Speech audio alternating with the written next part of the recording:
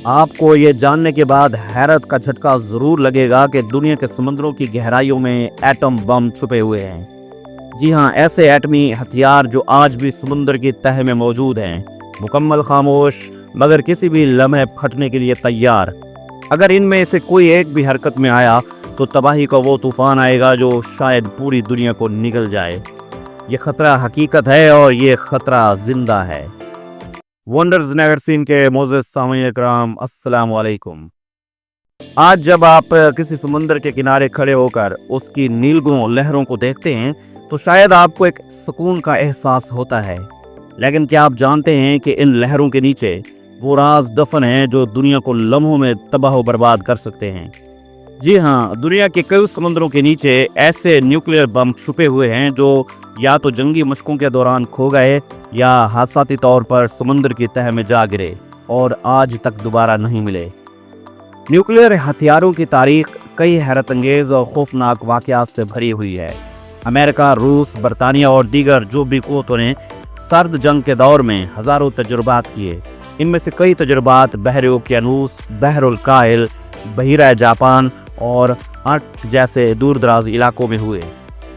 इन तजुर्बात के दौरान न सिर्फ माहौल मुतासर हुआ बल्कि कई बार न्यूक्लियर बम्स खो भी गए। इन बमों को मिलिट्री टर्मिनोलॉजी में ब्रोकन एरोज कहा जाता है, यानी वो जोहरी हथियार जो किसी हादसे या गलती की वजह से खो गए, गिर गए या नाकाबिल इस्तेमाल हो गए।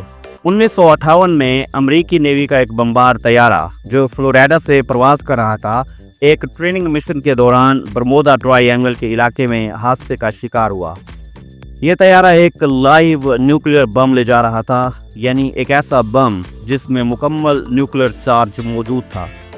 जब तैयारे को मसला पेश आया, पायलट ने बम को समुद्र में गिरा दिया ताकि वो तैयारे के साथ ना फटे। वो बम आज तक तलाश नहीं किया जा सका। आज भी बरमूडा ट्रायंगल के बारे में कई अफवाहें और थ्योरीज गर्दिश में हैं, जिनमें से एक ये भी है कि समुद्र की तह में न्यूक्लियर ताबकारी मौजूद है जो वहां से गुजरने वाले कंपास और रेडार सिस्टम को मुतासर करती है। ये जनवरी 1968 की बात है। दुनिया सर्द जंग के साए में लरज रही थी। अमेरिका और सोवियत यूनियन के दरमियान ताकत की दौड़ अपने अरूज पर थी और हर तरफ न्यूक्लियर जंग के खतरात की गूंज सुनाई दे रही थी। दुनिया से छुपकर ग्रीनलैंड के शुमाल में वाक़े एक बर्फीले और वीरान मकाम पर अमेरिका का एक खुफिया फ़िज़ाई अड्डा मौजूद था जिसका नाम था थूरी एयरबेस। यह बेस अमेरिका के उन न्यूक्लियर मिशन का हिस्सा थी जिसे ऑपरेशन क्रोन डोम कहा जाता था। इस ऑपरेशन के तहत अमेरिकी B-52 बमबार तैयारे मुसलसल प्रवास करते रहते थे ताकि किसी भी वक्त दुश्मन पर हमला किया जा सके। और फिर वो दिन आ गया जब एक ऐसा वाक़या पेश आया जिसने दुनिया को हिला कर रख दिया, लेकिन बहुत अरसे तक ये राज आम लोगों से छुपा रहा। 21 जनवरी 1968 को एक B-52G बमबार तैयारा जो न्यूक्लियर हथियारों से लैस था, थूरी एयरबेस के करीब प्रवास कर रहा था। तैयारे में 4 ताकतवर हाइड्रोजन बम मौजूद थे, जिनमें से हर एक की तबाही की ताकत हिरोशिमा पर गिराए गए एटम बम से कई गुना ज्यादा थी। प्रवास के दौरान अचानक तैयारे में आग लग गई। वजह एक हीटिंग सिस्टम का तकनीकी मसला बताया जाता है जिसने पीछे मौजूद फर्श को जला डाला। पायलट्स ने जान बचाने के लिए तैयारा छोड़ने का फैसला किया। सब के सब तैयारे से निकल गए, लेकिन B-52 तैयारा अपना रास्ता बदलता हुआ ग्रीनलैंड के मुंजमद समुद्र में जा गिरा और इसके साथ न्यूक्लियर बम भी। तसादम इतना शदीद था कि तैयारा मुकम्मल तौर पर तबाह हो गया। एक हाइड्रोजन बम धमाके से फटा नहीं मगर उसका न्यूक्लियर मवाद बर्फ पर बिखर गया। इसके बाद अमेरिका ने फौरी तौर पर एक खुफिया ऑपरेशन शुरू किया जिसे क्रेस्टेड आइस का नाम दिया गया। इस मिशन का मकसद ताबकारी को साफ करना और बमों को बाजियाब कराना था। हजारों गैलन बर्फ को साफ किया गया, दर्जनों माहिरीन को मौके पर भेजा गया और न्यूक्लियर मवाद के ज़रात को जमा किया गया। 3 बमों के हिस्से बरामद कर लिए गए मगर चौथा बम कहीं भी ना मिला। कई सालों तक अमेरिका ने यह मौक़िफ़ अख्तियार किया कि तमाम बम मुकम्मल तौर पर बाजियाब हो चुके हैं, लेकिन 1980 और फिर 1990 की दिहाई में कुछ दस्तावेज़ात और साबिक अहलकारों के इंकशाफात ने ये सच सामने लाया कि चौथा बम आज तक बर्फीले समुद्र की गहराइयों में कहीं दफन है। اب سوال یہ پیدا ہوتا ہے کہ کیا وہ ابھی بھی فعال ہے، کیا وہ تابکاری خارج کر رہا ہے، اور اگر وہ کبھی کسی قدرتی تبدیلی جیسے برف پگھلنے یا زلزلے کے باعث حرکت میں آ جائے تو پھر کیا ہوگا؟ ماہرین کا کہنا ہے کہ اگرچہ اس میں مکمل دھماکہ خیز مواد موجود ہے لیکن بغیر درست عمل کے وہ پھٹ نہیں سکتا۔ تاہم تابکاری کا رساؤ جو آہستہ آہستہ سمندر میں پھیلتا ہے ماحولیاتی نظام کے لیے ایک مسلسل خطرہ بنا ہوا ہے۔ آج بھی تولی ایئر بیس کے آس پاس کے پانیوں کو ریسٹرکٹڈ مانیٹرنگ زون میں شامل کیا گیا ہے۔ وہاں جانے والے ماہی گیروں کو مخصوص حدود سے آگے جانے کی اجازت نہیں دی جاتی۔ معزز سامعین کرام، یہ واقعہ ہمیں یاد دلاتا ہے کہ سرد جنگ کے دنوں کی پاگل پن میں کیے گئے فیصلے آج بھی دنیا کے ماحول، زندگی اور مستقبل پر سایہ ڈالے ہوئے ہیں، اور شاید یہی وجہ ہے کہ ماہرین آج بھی یہ سوال اٹھاتے ہیں کہ کیا واقعی ہم اپنے ہی پیدا کردہ خطرے پر قابو پا چکے ہیں؟ 1961 میں ایک اور واقعہ امریکی ریاست نارتھ کیرولینیا کے قریب پیش آیا، جہاں ایک B-52 طیارے سے 2 نیوکلیئر بم حادثاتی طور پر زمین پر گر گئے۔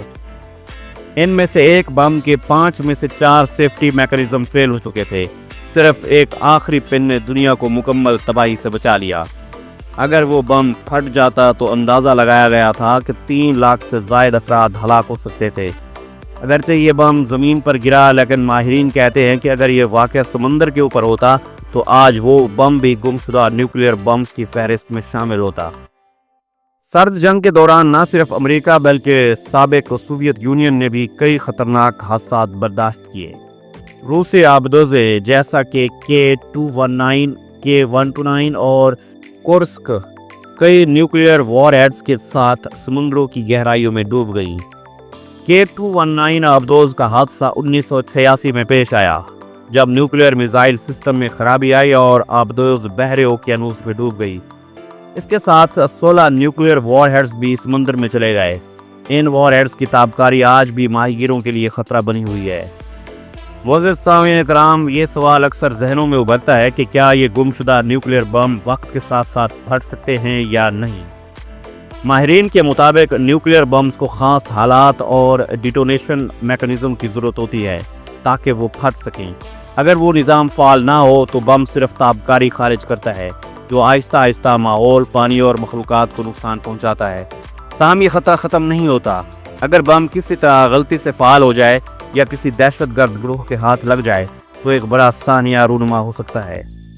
دنیا بھر میں ماہرین اب بھی ان نیوکلیئر ہتھیاروں کی تلاش کر رہے ہیں۔ کئی ممالک نے سمندری تحقیقاتی مشنز بھیجے ہیں تاکہ یہ بم مل سکیں، لیکن سمندر کی گہرائی، موسمی حالات اور وقت گزرنے کے ساتھ بموں کی حالت نے ان کی تلاش کو تقریباً ناممکن بنا دیا ہے۔ امریکی حکومت نے کئی مقامات کو پرماننٹلی لاسٹ یعنی ہمیشہ کے لیے گم شدہ قرار دے دیا ہے۔ ان نیوکلیئر بمز کی وجہ سے سمندر میں تابکاری کی مقدار میں اضافہ ہو رہا ہے۔ یہ تابکاری سمندری حیات کو نقصان پہنچا رہی ہے۔ مچھلیوں، ویلز اور دیگر سمندری مخلوقات کے جسم میں تابکاری کی موجودگی دریافت کی گئی ہے۔ یہاں تک کہ جاپان کے ساحلی علاقوں میں ماہی گیر بعض مچھلیاں پکڑنے سے گریز کرتے ہیں کیونکہ انہیں تابکار سمجھا جاتا ہے۔ یہ نیوکلیئر بمز صرف ایک گزرا ہوا واقعہ ہی نہیں بلکہ ایک ایسا خطرہ ہے جو آج بھی موجود ہے۔ جیسے جیسے دنیا میں نیوکلیئر ہتھیاروں کی دوڑ بڑھ رہی ہے، ان ہتھیاروں کے غلط استعمال، چوری یا کھو جانے کا خطرہ بھی بڑھ رہا ہے۔ ماہرین یہ سوال بھی اٹھاتے ہیں کہ اگر ایک دن کوئی نیوکلیئر بم قدرتی تبدیلیوں جیسے زلزلے یا سمندری طوفان کے ذریعے حرکت میں آ جائے تو پھر کیا ہوگا؟ اب ہم واپس آتے ہیں اپنے اسی سوال پر، کیا سمندر نیوکلیئر بم چھپا رہا ہے؟ تو جواب ہے ہاں۔